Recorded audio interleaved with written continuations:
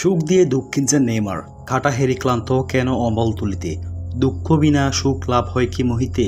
কবি কৃষ্ণচন্দ্র মজুমদারের কবিতার এই পংক্তিগুলোর সঙ্গে নিশ্চিতভাবে পরিচিত নন ব্রাজিল সুপারস্টার নেইমার জুনিয়র।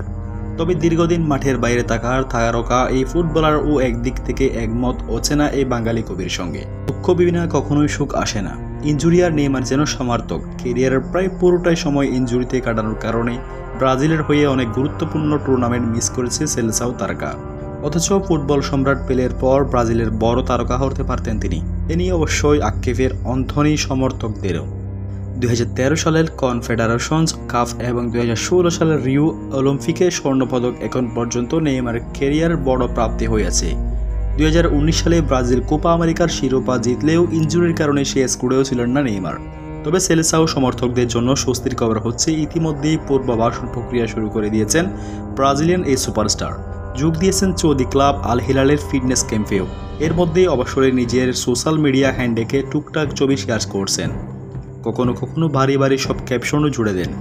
যেমন 3টি ছবি পোস্ট করে আজ লিখলেন নো পেন নো গেইন।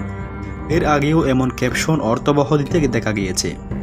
কষ্ট ছাড়া আরোগ্য হয় না, পড়ে না গিয়ে উঠে দাঁড়ানোর মধ্যেই বীরত্ব নেই, আর কষ্ট ছাড়া জয় আসে না, আমি লড়াই চালিয়ে যাচ্ছি।